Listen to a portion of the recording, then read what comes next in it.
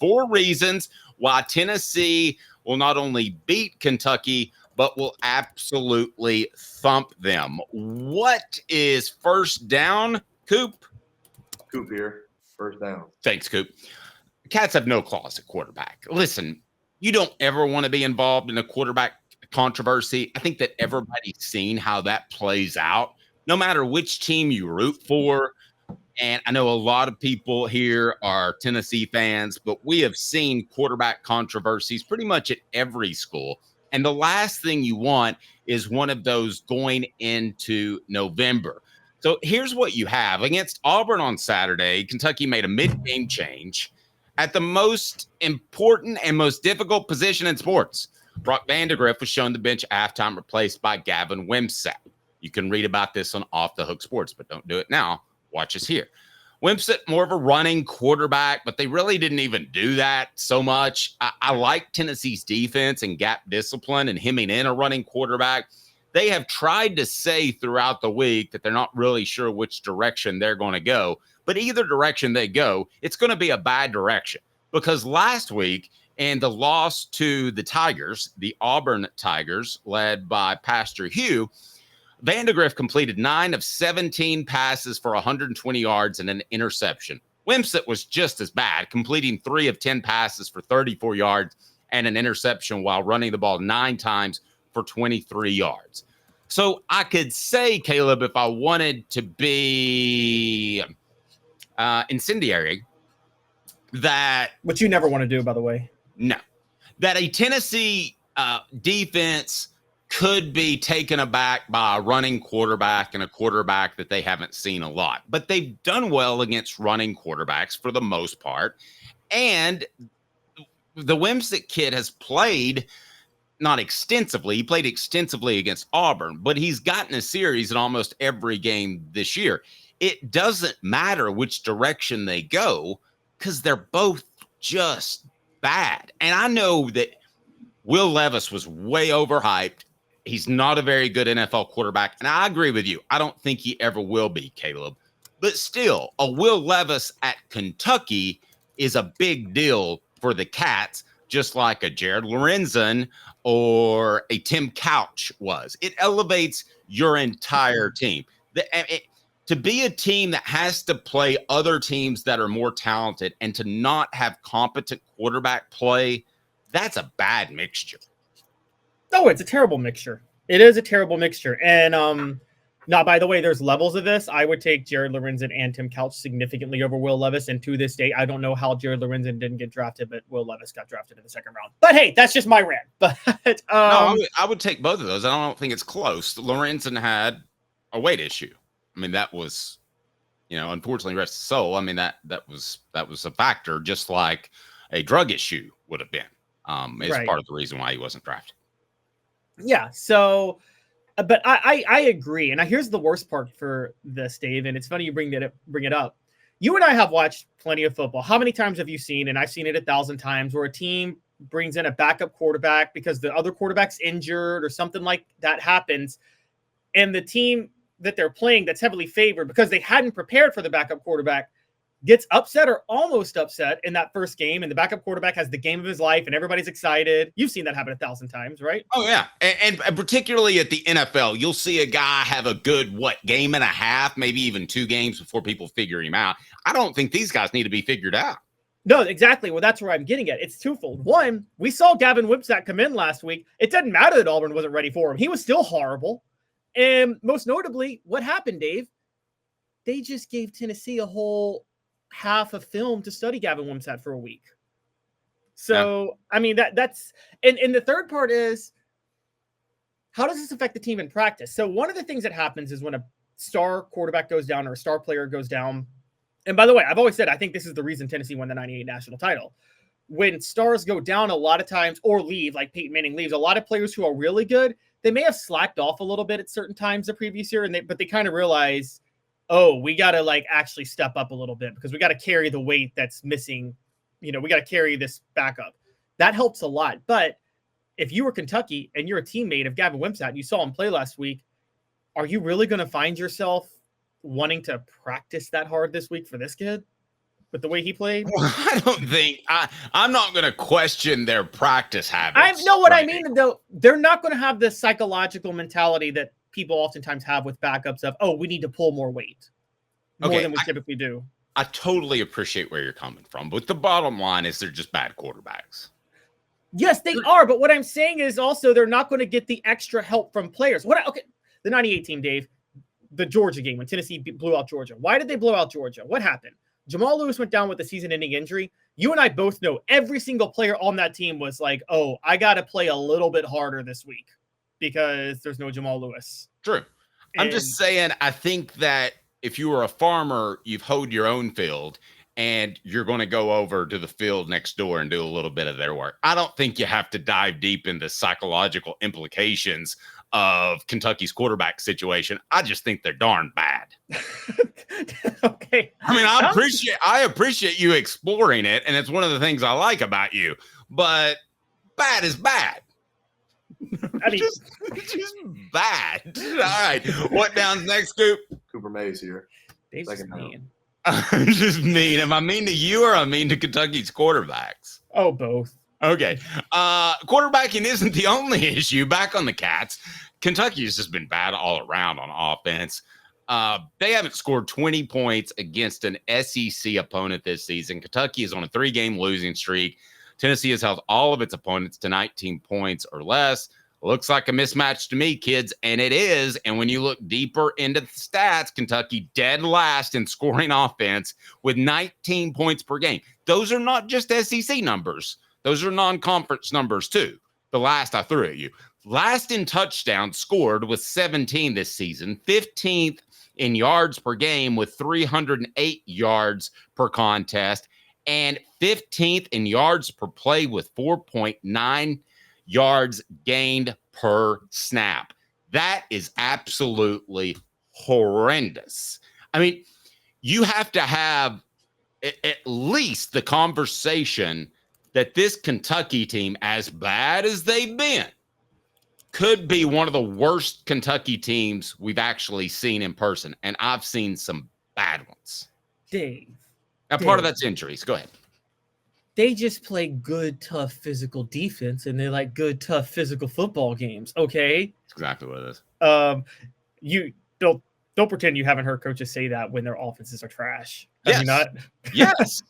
No, I've definitely heard that. They're like, it's a good, tough defensive game. It's like, no, your offense has just sucked, bro. And so that's I'm with you. That is Kentucky. They are absolutely terrible all the way around, and they don't really have any options at this point. I mean, I don't see how against this Tennessee defense, I'm having a problem seeing how they can do anything. And I just wanted to bring up this stat, Dave, real quick. It's not the stat of the day, but it's an interesting one that I should mention. Tennessee is number one in the SEC in league play in plays that they have in havoc plays and pressure plays. There is a havoc stat now, basically, which is basically when a player started with a yak, yards after catch, and then it just stewed for a while, and we had the yards after catch or rack, reception after catch, or whatever the hell you want to call it. But now we've got edge, and it's just there. I honestly had to text Bill Martin, the Tennessee Sports Information Director, to find out what a stop was, a hard stop. Yeah, a hard stop is the opposing team didn't score on that drive. That's all it is. But Dave, that's yes, that is a hard. That's all it is. It's a non-scoring drive. But there's also line yards per rush and things like that. Oh Lord! So, right, but the havoc play is important because this is the thing. Basically, it's do you get multiple players past the line of scrimmage within a certain amount of seconds on a play? Okay. Tennessee does that 25% of the time, which is an insane stat because they're actually doing it a lot on run plays too, and as well on stat plays, on pass plays. Their pressure rate is 31%.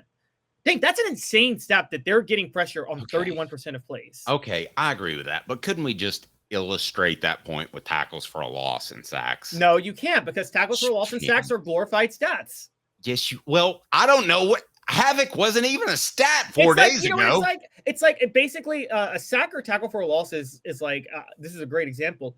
but it's kind of like a triple in baseball. A triple's not necessarily like because of you doing something special. Like you usually reach it. If you hit a triple, there was some luck involved in how you hit the ball and how it bounced. A double's legit. Disagree. You're telling me every time James Pierce gets a sack, he got lucky.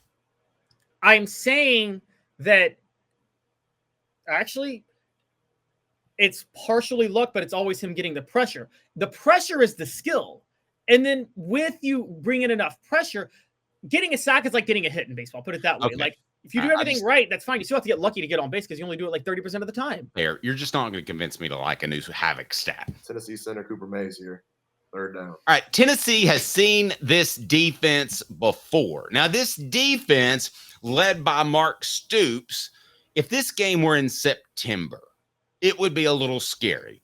Partly because Kentucky has 12 players out due to injury, but also because Mark Stoops is a very good defensive-minded coach. Would you agree with that, Caleb? Yeah, I absolutely agree with that. So he could dial up something. And it may be the three-man front, and he may do it this week.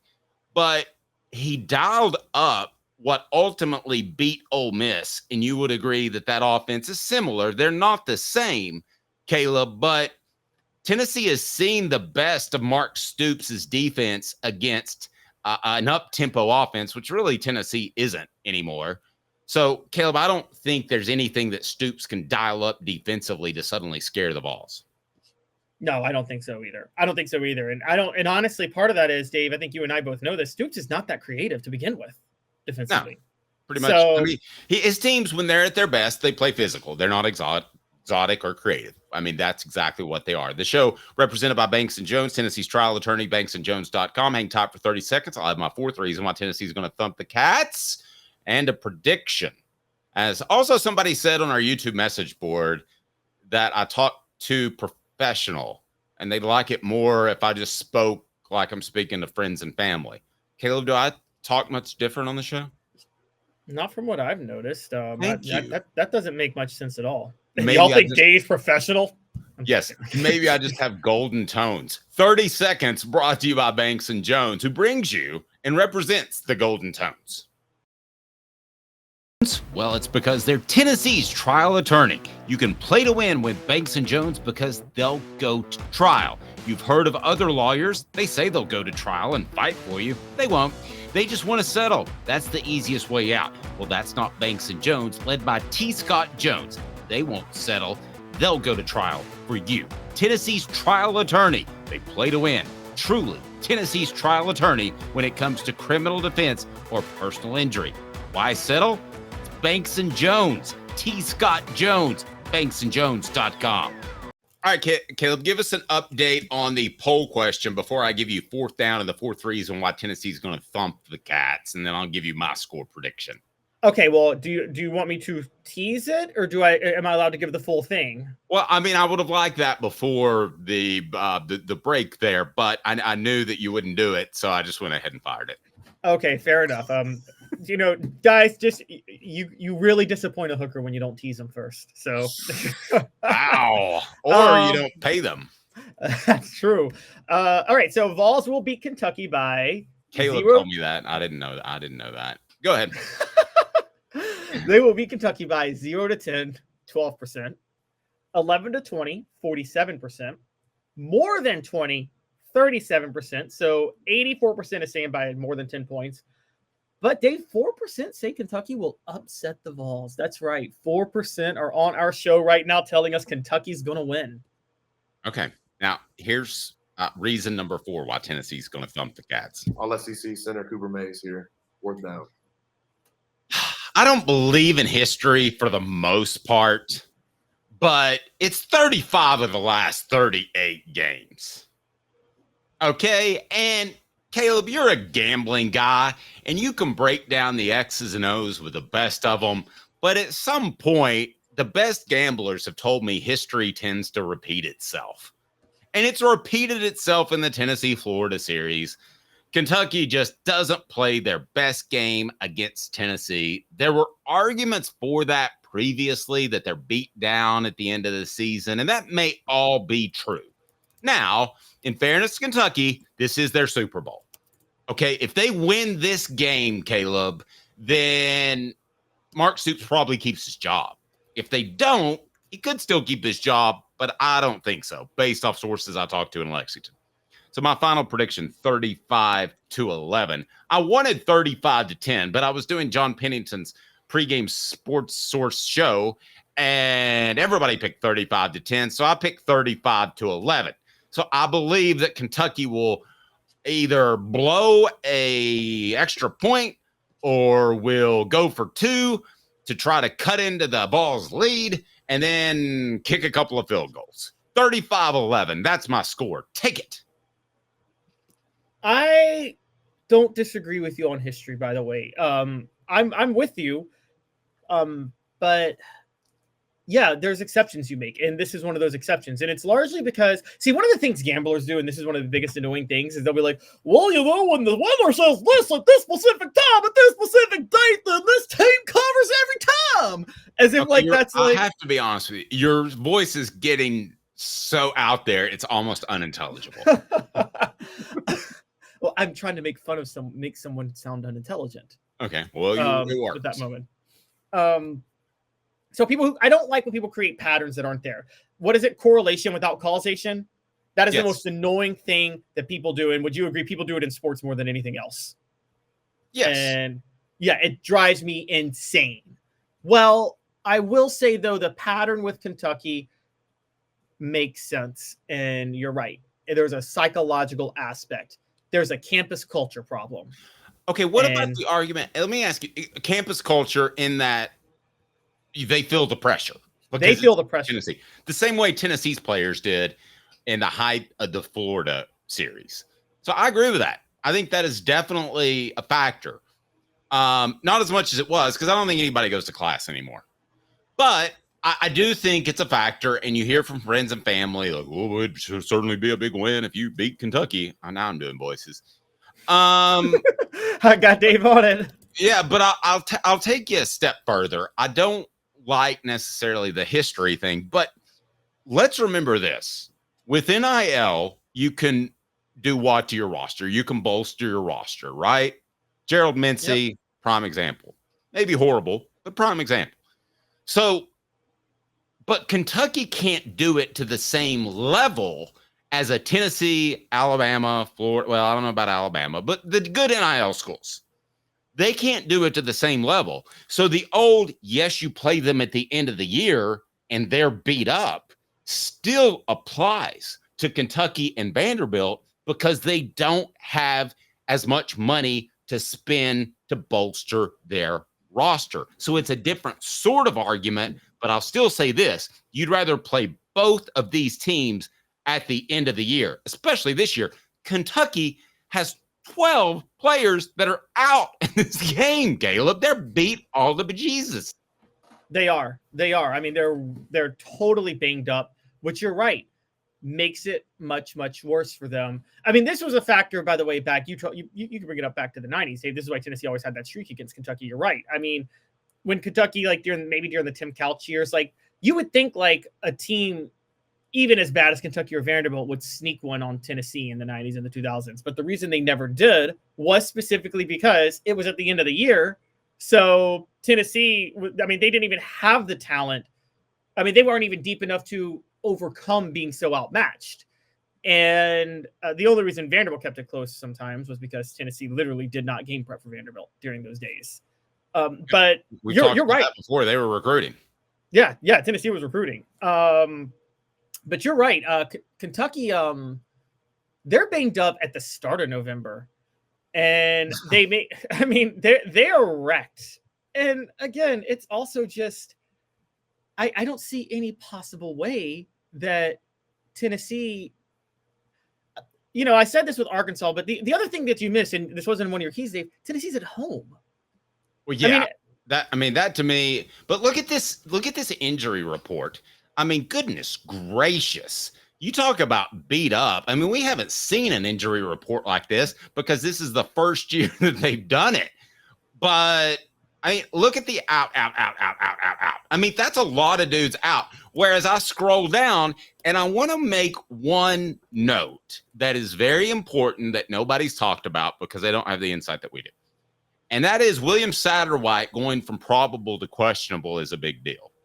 And it's a big deal because he's just a freshman, but I've heard multiple reports from practice that the guy's the real deal. I'm not saying that he's pushing for Cooper's job, but if something were to happen, you're not going to have a catastrophe like happened last year, Caleb, when they didn't have a center that could physically step up and do what Cooper does. I'm not saying he's as physically good as Cooper, and I'm certainly not going to even imply that he can handle the line calls and that he's as fundamentally sound and all that stuff. But I will tell you, if something were to happen to Cooper and he had to go out for a couple of plays, William Satterwhite is not going to tank out, and you should be very excited about his future. We didn't have time to go into that as a full topic, but William Satterwhite, and I believe Larry Johnson, the third, second Esquire Junior, Senior, is going to prove us wrong in our critiques of Josh Heupel's talent evaluation on the offensive line and or Glenn Ellerby's production of talent there. Look, I mean, I'm not going to say he's proven me wrong. I'm saying it's just a concern right now. He will alleviate the concern. I have the same concern. I just think in a year from now, that will be alleviated by those two guys in particular, and to some extent, Shamu Murrell. Yeah, no, okay. I could see that. And the offensive line does take a little bit longer to figure out. I think Josh Heupel was so all in for 2024. That's why he went ahead and was like, I got to go buy a tackle real quick to help this out. But you do have a good point. And I think that Tennessee is going to Tennessee is going to start to be able to use more offensive linemen in a rotation, maybe as November stretch run continues.